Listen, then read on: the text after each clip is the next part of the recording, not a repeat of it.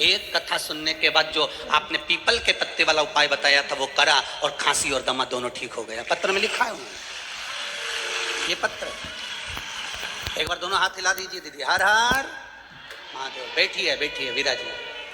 शिव की अगर भक्ति आप विश्वास रखकर, हम तो आप लोगों से भी कर रहे हैं, ये दशहरा मैदान में अगर आप शिव महापुराण की कथा सुन रहे हो, ये भिलाई के इस पावन क्षेत्र में दशहरा मैदान में कथा सुन रहे हो, और जिस कामना को लेकर आप कथा में बैठे हो, 7 दिन की कथा है, जिस कामना को लेकर बैठे हो, जब जब कथा में श्री शिवाय नमस्तुभ्यम मंत्र आए और आपकी कामना आप शिव जी को बताएं, बस जिस कामना से बैठे हो शंकर का अनुमोदन कर कर बैठना। मेरे भोलेनाथ सती मैया के साथ कुंभज ऋषि की यहाँ कथा सुनने गए थे, और कुंभज बाबा के यहाँ भगवान शंकर के मन में आ गया था कि मुझे राम का दर्शन करना है, तो वापिस जाते समय राम का दर्शन मिला। सती मैया के मन में आ गया था कि मेरे शादी के बाद मेरे पति मुझे कथा सुनाने लाए, इससे तो ये शरीर जलकर भस्म हो जाए तो अच्छा, और वो सती मैया का शरीर उन्हीं के पिता के यहाँ जलकर भस्म हुआ था। कथा में जब जब बैठो तो कामना लेकर अगर बैठे हो, भगवान से मिलन की कामना है, भक्ति की कामना है, श्रद्धा की कामना है, कोई मन में भाव आया है तो बाबा उसको स्वयं पूर्ण करता है, कोई दूसरा नहीं, शिव पूर्ण करता है। जिसके घर में आए हो व्यवस्था वो करेगा। मेरा नाम भारती है। गुरुदेव मेरे पति को बाईं साइड में कान और गर्दन के पास में एक बड़ी सी गठान हो गई थी। गठान की जांच करवाने के लिए लेकर गए, 3 से 4 हॉस्पिटल में जांच कराई और उस गठान का सैंपल निकाल कर भेजा गया तो उसमें कैंसर की गठान बताई गई। गुरुदेव बड़े घबरा गए, करा क्या जाए। एक हॉस्पिटल के सामने से ही महिला ने कहा कि टीवी पर कथा आती है, उसको देखो और उसमें शंकर भगवान का गुणगान किया जाता है, आप उसको सुनो। टीवी पर कथा सुनना प्रारंभ करा, शिवलिंग पर 1 लोटा जल चढ़ाना प्रारंभ करा। डॉक्टर ने कहा था यह गठान का जल्दी से ऑपरेशन कराना पड़ेगा क्योंकि यह कैंसर की गठान है। गुरुदेव 1 लोटे जल की महत्वता क्या होती है दुनिया में कोई नहीं जान सकता। शिव जी पे लोटा भरकर जल चढ़ाना प्रारंभ करा, बेलपत्री लेकर आती, अपने पति को दे देती और उनको खिलाती।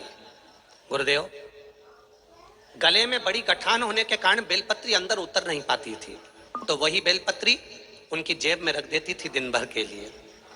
दूसरे दिन रात्रि को वो बेलपत्री निकाल कर विसर्जन कर देती, फिर चढ़ाकर बेलपत्री लाकर जेब में रख देती, क्योंकि गले में गठान बड़ी सी थी, कुछ भी खाने में निगल नहीं पा रहे थे। केवल जल शिव जी पर चढ़ा हुआ देना प्रारंभ करा। 1 महीने तकलीफ तो बहुत हुई गुरुदेव, और रोज जल लाती देती, बेलपत्र जेब में रख देती।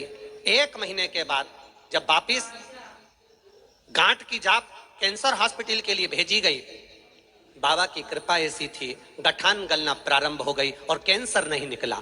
ये शिव।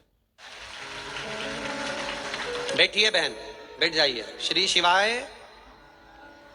शिव तत्व की प्राप्ति हो महाराज। भगवान शंकर का गुणगान, शिव पर किया गया विश्वास, शंकर पर किया गया भरोसा दृढ़ होता चाहिए। लोग कहेंगे 1 लोटा जल चढ़ाने से क्या होता है, जल पीने से क्या होता है। एक बेलपत्री में ऐसा क्या है जो दुनिया के दुख हर ले।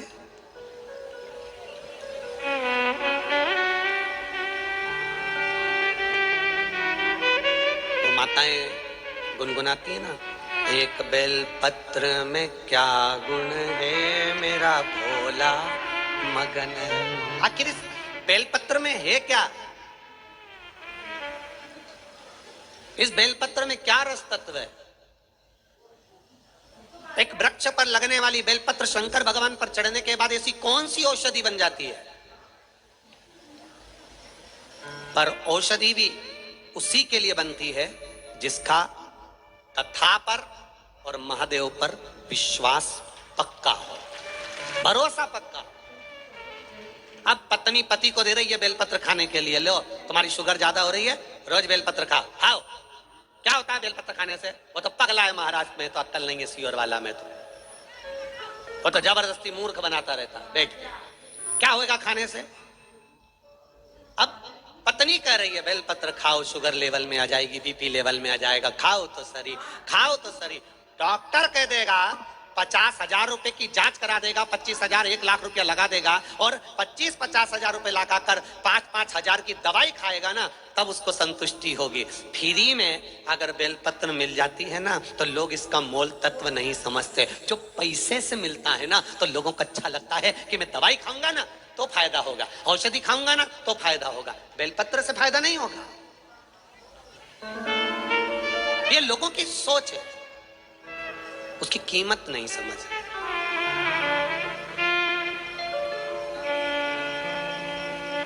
महाराज, एक बेलपत्र में क्या बल हो सकता है ये तो शिव ही जान सकता है।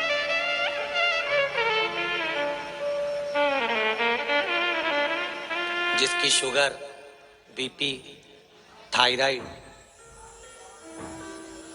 कोलेस्ट्रॉल, जितनी भी आपको तकलीफें हैं शरीर के अंदर, थोड़ा थोड़ा बेलपत्र खाने में तोरा जरूर लग सकता है, किसी किसी की जीवान में छारपन भी आ सकता है, पर अगर आप